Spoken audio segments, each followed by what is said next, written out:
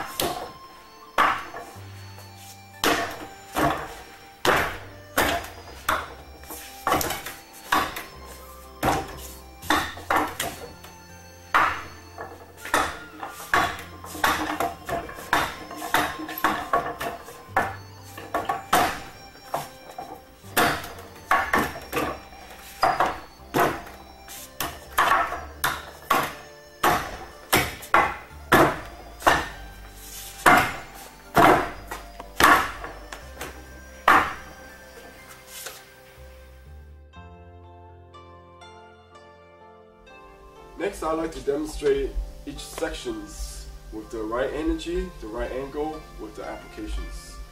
But before that, I'd like to introduce my assistants. First, Savvy, JK, and James.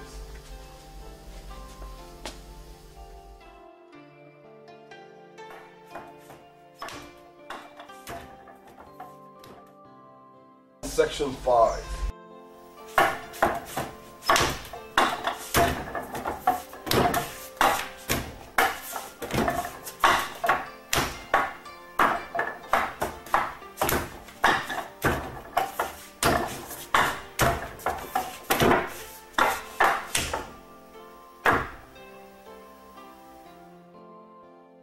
Okay, now we're on section 5. This is the pole pie section.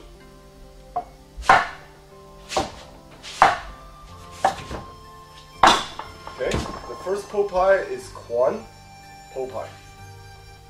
Bong, pole pie. Ganzang, pole pie. Bong, pole pie. Finish. So in a previous section, we have a horizontal pole pie. In section 5, the pole pie is always vertical pole pie. Then you repeat the same on the other side. Hyun, Quan, pole pie. Bong, pole pie. Ganzang, pole pie. Bong, pole pie. So remember, important thing about this section, you got to be able to express the proper energy on the dummy. I mentioned it previously that the pole pie begin after you make contact. Okay, for example, after my hands connects, then I exert the energy rather than going 1 and 2. So if I go 1, boom, this is more like a strike rather than a push. I want to be able to make contact, then exert the full energy. So this is after you have the right angles, connection, then you can really send him flying away. Okay, now let's see some of the application for pole pie in section 5. Jut, jut, hyun. Okay. Now again, this is technique already expressed in the previous levels. Jut is introduced in Silim Tao, the vertical. This horizontal jut is expressed in Biuji. Right away, you can see this juts out, follow up with a chop. Or if he comes again, They allow you to be able to really take advantage. Because they're a close range technique, it follows logically that we have all this po-pai together in section 5. The first sequence is follow is ganzam po-pai. Now this angle allow me to influence the center line, which is right here. And imagine I try to do ganzam from here. His full energy is still coming towards me. You cannot do po-pai or try to really uproot somebody if you don't have a proper angle. So the angle you must have first. So now from here, I can do po-pai. So po-pai, you must get the right angles. Then make contact, then send him away. The first sequence of po-pai is Kwan after the Hin and No palm. Okay, let's see the application. Kwan, again I'm in a good position.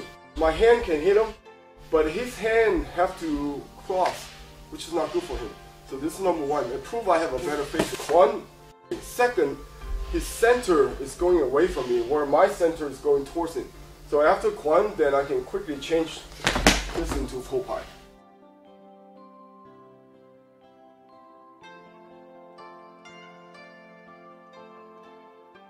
Okay, the second po-pai comes from a bong sao po-pai.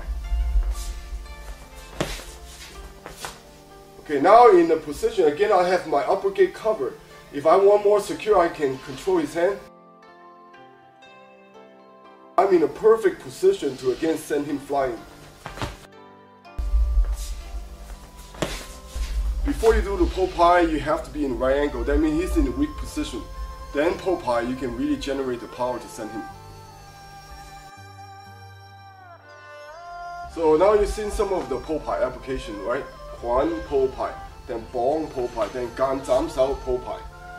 One little detail is the bong, because you have actually slight variation in the wind dummy set. Sao po-pai, and if he comes again, it's change, the bong sao change to occupy the upper gate, then you cross him, then you're ready to exert your po-pai. If he don't come from this side, and you're already in a superior position in the first time with the bong sao, then this is already, the bong sao quickly capture his middle gate. Then you can do po-pai from this side. So that's why you have bong high hand or bong low hand. This is all being practiced on the section 5 of the wind dummy.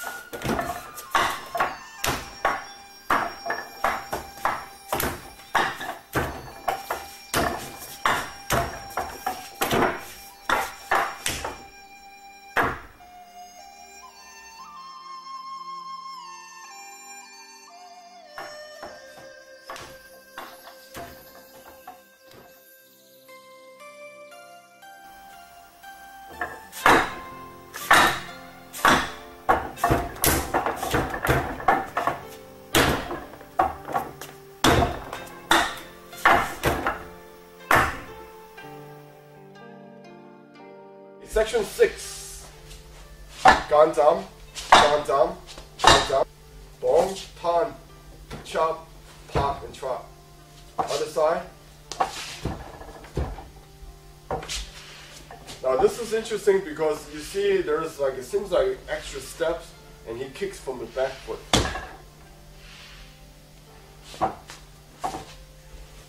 Now in teaching this part about the kicking, it's not about, okay, now you learn front foot kick and then now you learn back foot kick. Really, this you don't need to teach. The idea is that you have to learn how to capture the angle from the front, the side. So now section 6 kicking teach you an angle from the back where you can still apply this kick.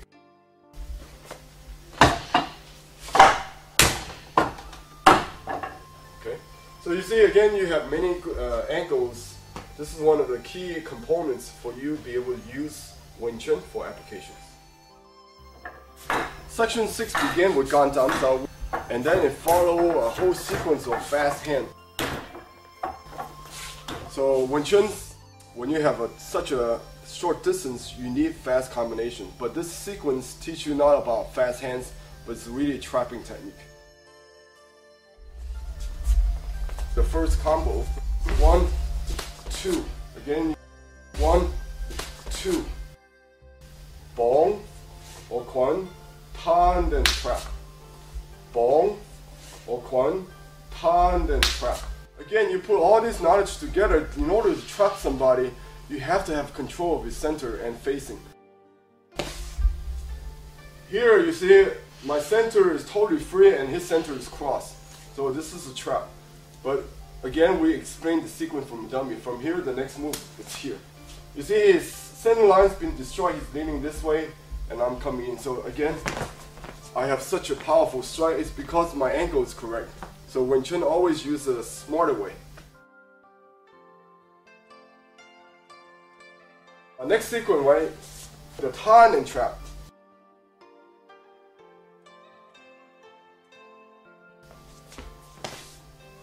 Again, Tan. So this sequence of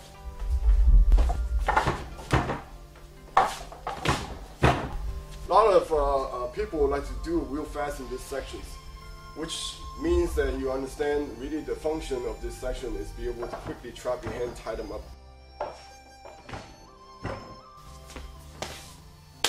Again, Tan. So this section 6 is our third sequence of kicks. In section 4, we already introduced the stomp kick. But section 4, the stomp kicks, you can either stop him with the front in terms of directions, or you come to a side directions. So this is introduced in section 4. So why do we have a section that kick with the back foot? It's not important you kick with the front foot or the back foot. Okay, the teaching is that you have the third angle to apply these kicks. Front, side, back. Front, side, back. In the hitting kick or Mo-Yen of Wing-Chun, you have to see which angle allow you to apply this kick, which is really the front, the side, and behind your opponents. So in section 6, when you represent the back, it also represents your behind your opponents. Let's see from this angle again. Front, side, back. Front, side, back. Okay? So again, this allows me to totally destroy his balance. I have a superior position, superior angle, and be able to apply Mo-Yen-Gyo. Again, Mo-Yen-Gyo is a shadowless kick. It's a kick that you feel, not the kick that you see.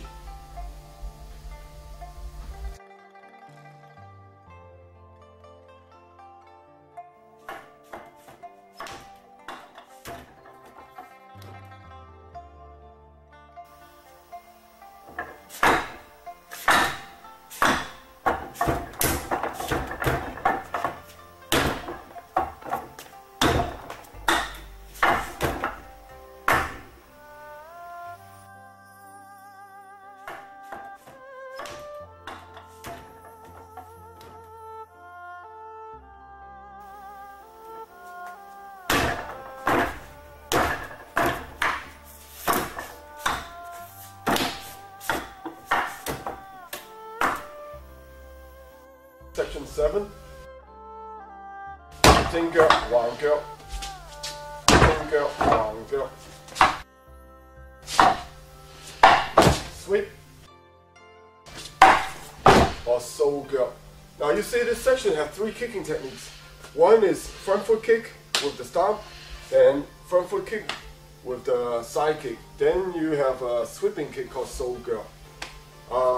In section 7 and 8, you have a lot of kicking techniques.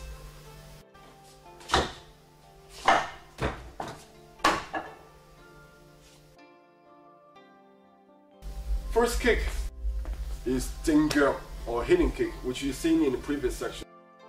This tells you the most direct line. If somebody made a mistake, come in with the opening, then you can just take advantage of the center line.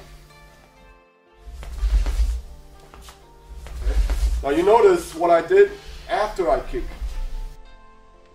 Here I still have distance. especially if I really connected, he probably going to go backwards.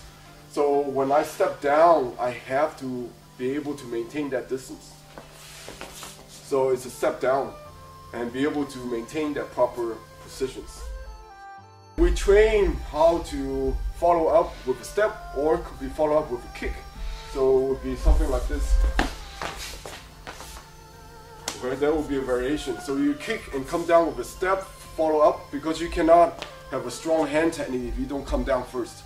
Or you could come down with a kick, then we adjust again. So you can see this is very practical for self-defense.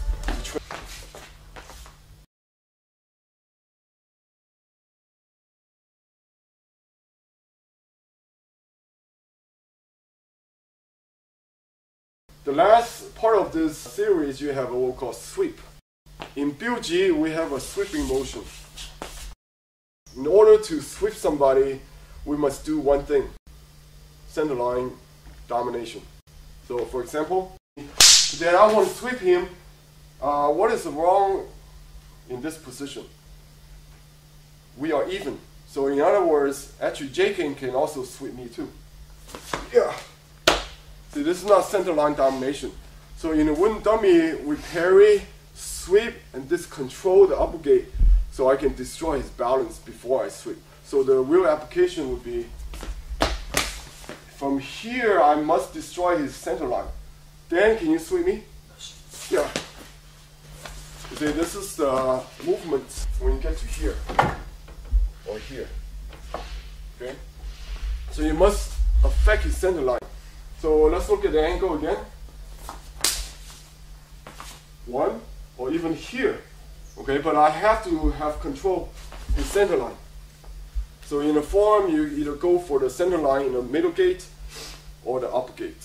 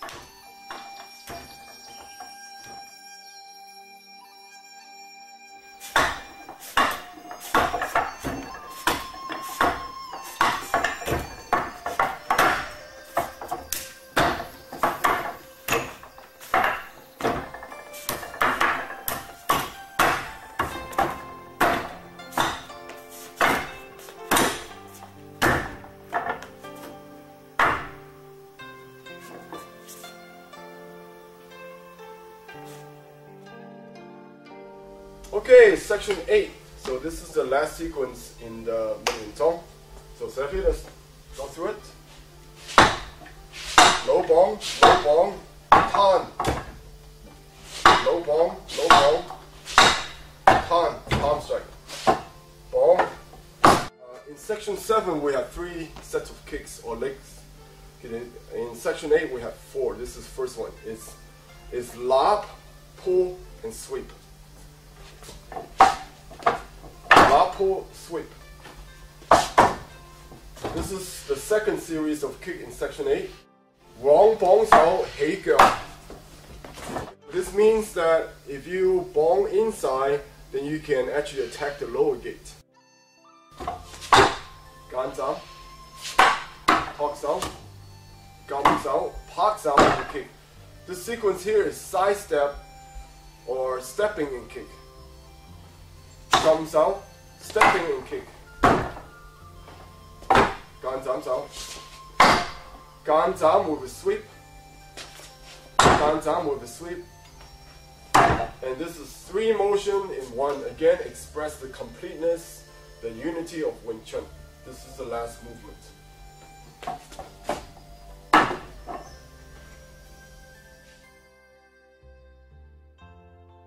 Now, for Wing-Chun to be effective, first it began with center line, which is basically what you try to train in the Sinim Tao level. Then once you have the footwork, give you the movement to find the right angle. You see, my center is not influenced, I'm maintained, but he's redirected, then I don't need to move. Then from here, again, all the options on me. Now sometimes we don't always stand still, but when we move with a purpose. That means we get a superior angle.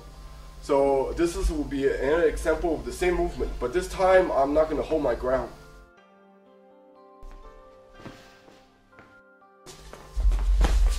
Okay, now you see this part I move, but still I have the upper gate. I still have contact controlling the middle gate, and then I'm in a superior position with the lower gate. So again, you see, you gotta know when to move, when not to move. If I move, it's to capture a better angle. If I don't move, then I better redirect his energy. But now I get the same results. So you see the section 8 begin with 1, 2, 3. So when you're changing side or when you're maintaining the center, you have those two options. Redirecting energy, maintaining the center, or if you move, is to capture a superior angle. So if you have a superior center with the right angle, then you move less and your opponents always have to move more. So again, we use the sequence from the dummy. So right now, I didn't really move anything. My center is maintained, I control his lower gates, and again his center is crossed. It took no energy for me to really move him. So in application, you can see the effectiveness of Wing-Chun. It's not about faster and stronger. It's about having a superior angle, but in order to do that, you gotta maintain your center first. So for this movement, you're not shifting. It expresses that you still have your own center line. Okay? But at the same time, we go side to side. Okay? Because in a situation that we are applying real techniques, sometimes you have to move to apply the superior angle. That's the movement part of this series here. Okay, a lot of people say Wing-Chun, we don't use a lot of kicks. This is not true. See, not only we have a lot of kicks, but it's simple and effective. It's a different way to use something very simple and effective. Not only we have kicks, we have a lot of sweep. So this is another variation of the sweep. Bong, lop, sweep. Bong, lop, sweep. One, lop, and sweep. Okay? One, lop, and sweep. This will be an example where I'm maintaining my center, or sometimes I can use more movements where I don't necessarily have to always catch with a bong sao or quan sao. Okay. Somehow, if I already see his hand extended, okay, this allows me to again use the lop and sweep.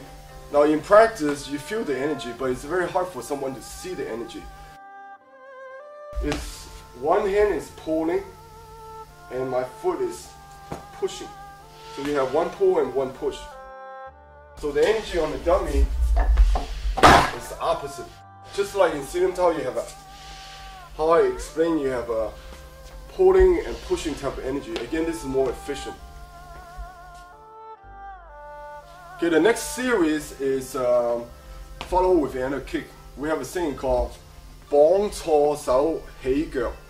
If you bong the wrong hand, then you better use your legs. Now, what is the wrong hand? You see, right now, actually, we have kind of same chance of hitting each other. He can punch me here, I can hit him here.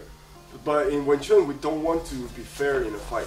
It's life and death. You have to have a superior position, give you a better angle, because this is about reality.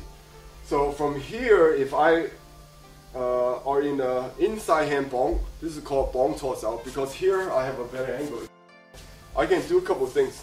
One, I can move to create a better angle, or I can simultaneously take advantage of your slow gait. Okay, let's see the right angle, what the section 8 bong cho sao hei girl try to teach us. Again, JK punches. See, this allows me quickly recover my bad position into where it turned into a weak position into a strong position. Again, watch slower. If I stay here, then it's whoever is faster wins, right? He could be very fast and okay. Or I could hit him too. So this is even. I want to be in a position where I can hit him, where he cannot hit me. So you must adjust your angle. So even if you do the bong sao on the inside, doesn't mean that you're going to get hit right away. So that's why this helps you to recover that bad position. Bong cho sao hei girl. You see, this position here allows me quickly be able to recover the inside long bong sao. A series of combination of tok sao and gum sao. This expresses that you are going for the elbows for the top, and you're going for the thigh or the hip to stop a knee, or they try to kick you when you close range. Okay, so you have this combination here. 1, 2, 3. So the top going up, gum press going down. For example, okay, this is the most natural. Okay, you cannot go to the hands. If you go for the hands, then again, you don't have any advantage here. Or you say, okay, maybe I just punch him, well, then he push you or choke you at the same time. So you have to go to a position where you again control his arm. Okay, in order to control the arm, it's the elbow here. So again, you can uproot him, destroy his center, follow up with a counter strike. Now, what about the gum sao? Could be a scenario where we already into grappling range. Suddenly he pulled me, tried to destroy my balance, and then maybe he is in the process of using his legs. Okay, you have to be able to go for a point where you destroy his balance. It could be the hip. If he knees me, so this is the best you can do is maybe just cover yourself, because strength-wise, his leg is stronger than my hand.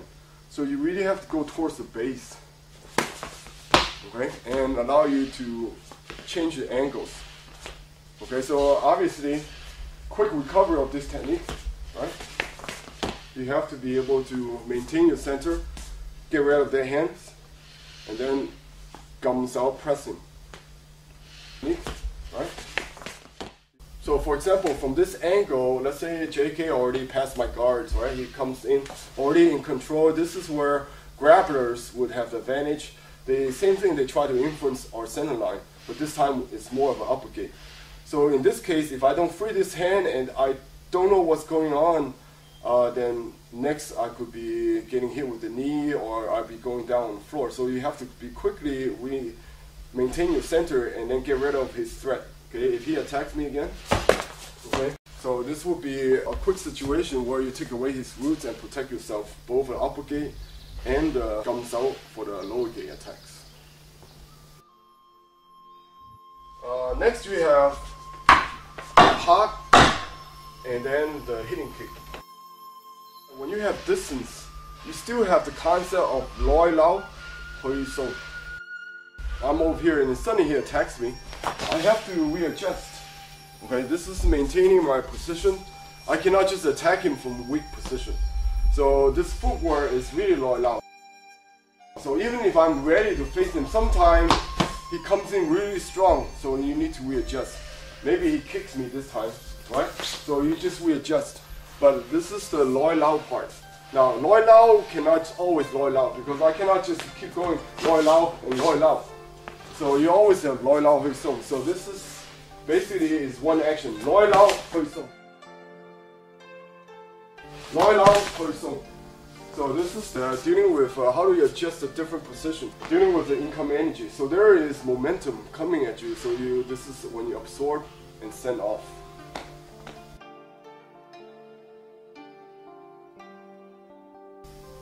Wing-Chun kicking, a lot of time is used to not just kick, but to destroy your opponent's center line.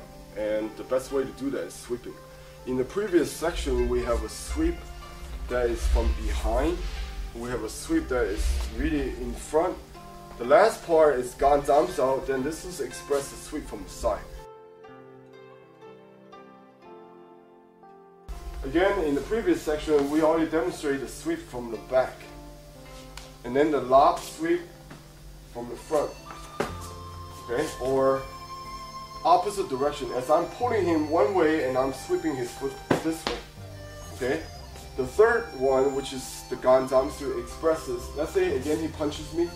One sweep from the side. This is the position where the last sweep comes from, this side. That Wing-Chun kicking is very extensive. You have kicks, you have footwork, you have balance, you have stepping and kicking same time, or kicking and stepping same time, and you can take your opponents down with a front sweep, the back sweep, and the side sweep.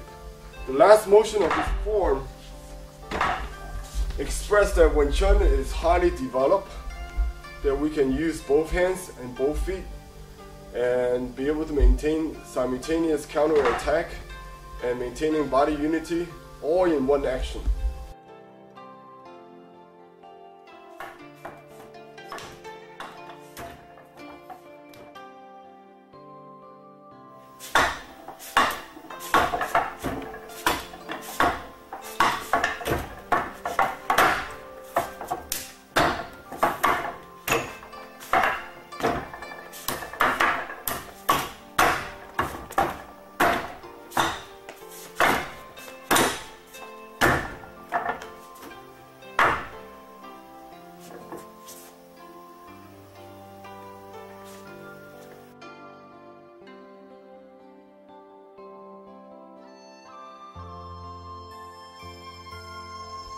As I mentioned before, ultimately the wooden dummy is apparatus for our Wing-Chun system.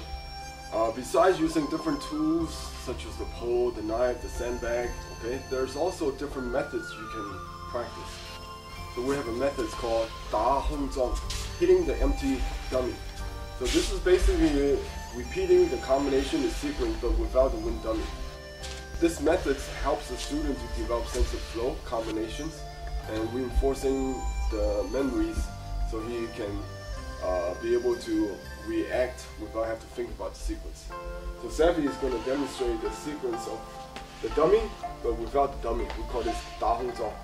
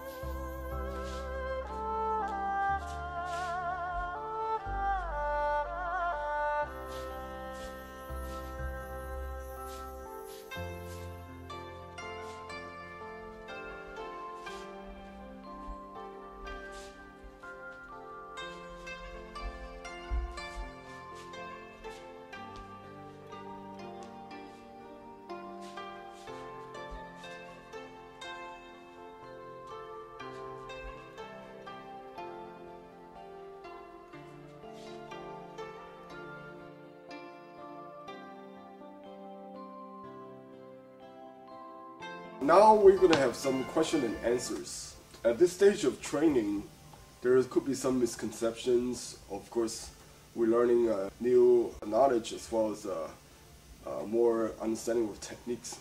So we're going to have a few of my assistants have some questions for me, then we can clarify some of the misconception of the dummy training. Okay. Esming, first question, how do you know what is the correct angle, or what would be an improper angle? Remember, the three key concepts to the dummy level is the proper angle. This is one of them. In Tao, we don't turn.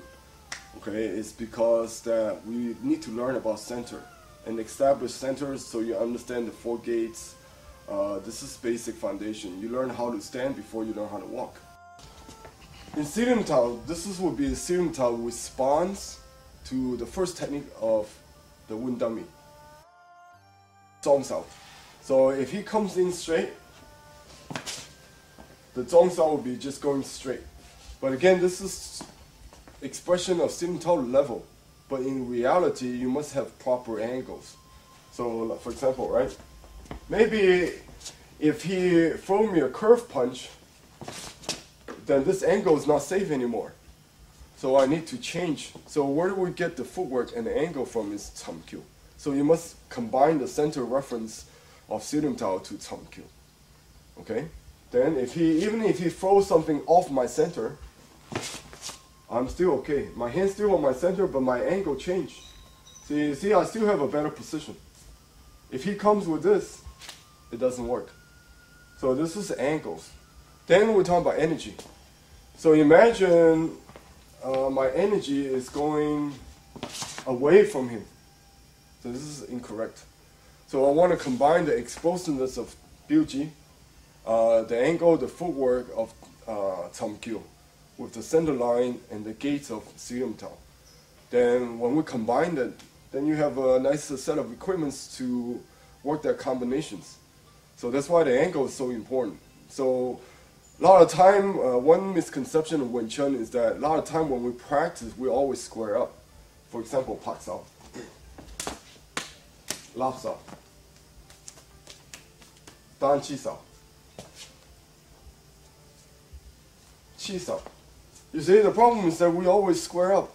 But in actuality, this is training methods. But in a real situation, okay, why do I want to square up with him? This is the angle I want. So right away, first thing you learn about the dummy teach you all these angles. You know, the forms of the Muk-Ya'n-Jong doesn't teach you just staying here alone. Okay, you cannot just do all your technique in the middle. Okay, when you go off to the side, then this is for applications. So this is the proper angles. This is why it's so important.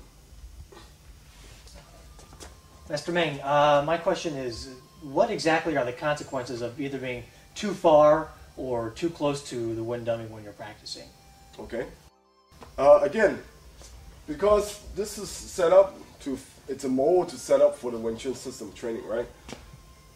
Being too far is a positional problem. Okay, if you're too far, too close.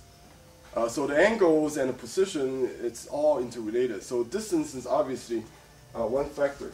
For example, if I do the first movement, I pull the neck, and if I am too far away, you cannot do that. So when Chun going back to Tao, you learn that if you have a 6 gate correctly, you have ability to use two hands together simultaneously. So one of the problem with distance, if I stand more of a front and a back, yes, I can reach further. Okay, I can hit you, but I can only touch you one hand at a time. Okay, so if I come in here and you give me a good flank, so now I'm one-sided and he's got 2 hands on me, so this is weak. And also, if you fight long distance, you have to be aware of that. It takes time to cover that distance. So Wing-Chun is that we don't want to lose that part of the efficiency. You cannot be efficient if you have to travel long and waste a lot of time and use a lot of muscles. So distance becomes a very important factor. Sometimes your expression of the form may be like this. Out, in, out, in, out, in, out, in.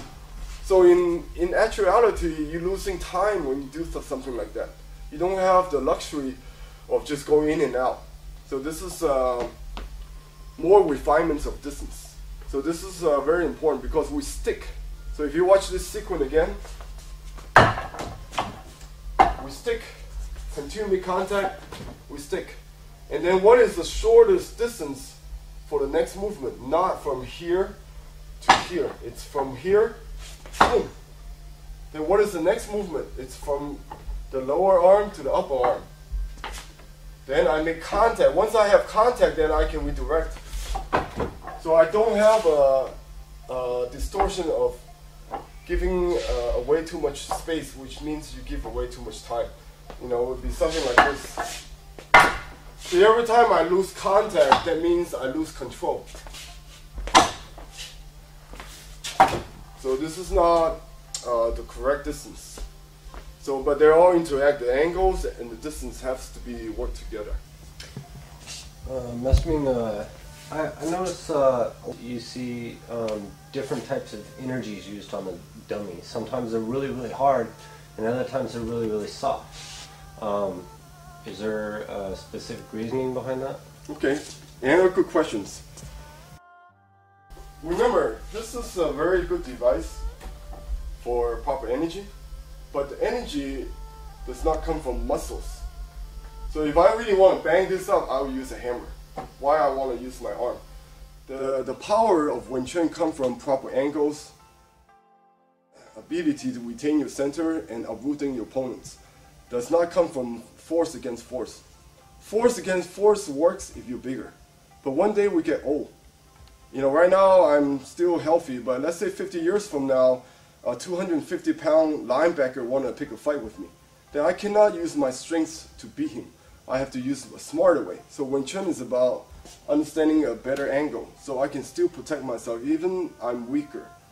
One thing about using too much energy is that we don't use the dummy to condition our arm. If you want to, this is a method. I don't say no, because well, if a student needs to condition their hands, you can use it. But this is not this is the basic level, not the advanced level. Advanced level is that you get the right angle. For example, we have a lot of gan zam sao. So if we just like bang each other's arm, then it's good business for tik da zao. But for skill-wise, doesn't really serve a higher purpose. So what is a better position or better use of this time, for example? So who has a better position now? James? Use it. Yeah, I can hit him. See, I can move in and hit him. So this is why we try to get the better angle, not just kind of use our arm. But if you want to, hey, you know, this is basic training. We do need to learn what is the contact like when you hit your opponent's arm. But hopefully when we are advanced, when we make contact, your opponents feel the pain and we still relax. So we should not use too much force. But on the other hand, sometimes we talk about, well, in order to be sensitive, you gotta relax. But this is a stage of practice where you should already have the attribute of relaxation. So if you go too soft, it does not give you the feedback to your structure. So in order to see if your structure is good, you gotta have enough energy. Then the reaction comes back to you. Then you can feel you have a good structure or not. So you cannot be too hard or too soft. I had another question, Master Ming. This is in reference to when exactly is the Wing Dummy typically taught in the curriculum? Okay, a question like this is really a question of methods. Now, any sifu is called sifu because they have enough experience and knowledge and so forth. So each individual sifu could have a reason to teach you a certain skill. When and how is based on really the individual circumstances. For example, for me, I teach the dummy even at the student top level. By the time they finish the 3 forms, in my school, they already finished the Wing Dummy. Because like I said, you cannot have equipment there and then say, wow, this is the most advanced training. And then you wait until years later to learn the Wing Dummy. There are no secrets. So the sequence, the numbers, when you learn it, it's really, you have to look at the practical side. This ultimately is a tool. You know, if you practice sitting tall without moving, the pak sao will look like this. If you talk about top Q level, then the pak sao will be like this. But this is already something you can do on the dummy. So that's why when we say we get to the dummy stage, there are no new techniques. It's true. Each form represents a different concept.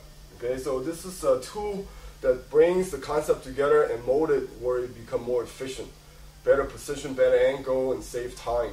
So this is part of the reason that really when you're going to learn the dummy is based on the sifu's individual methods. So, but if you have to learn the dummy after you learn 5 years of Wing-Chun, this is too long.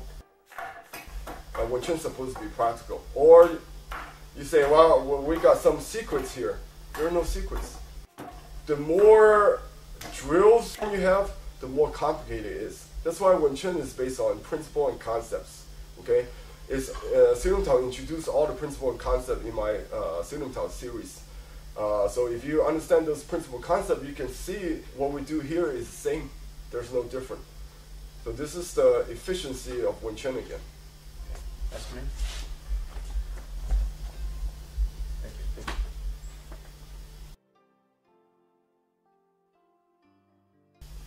Muk-Ya'n-Jong ultimately is a tool, and there are no secrets. The way I teach it, even at my school, even my Tao students start to use the dummy already. Because if you think about, let's say you want to go to a health club to get in shape, you don't wait until you get in shape, then you use the equipment. So this is an apparatus, so we have to be flexible. Sometimes if the student caught up with the numbers of techniques or the sequence, it's like having so many options in the car and then the cars don't even run. The important thing is that we need to know how to use this tool properly, which is, with the right practice, will give us an understanding of application based on attributes, right energy, and then the right angles. So with this, I'd like to thank you, my students, assistants, Savvy, JK, and James. And hope you enjoy the series.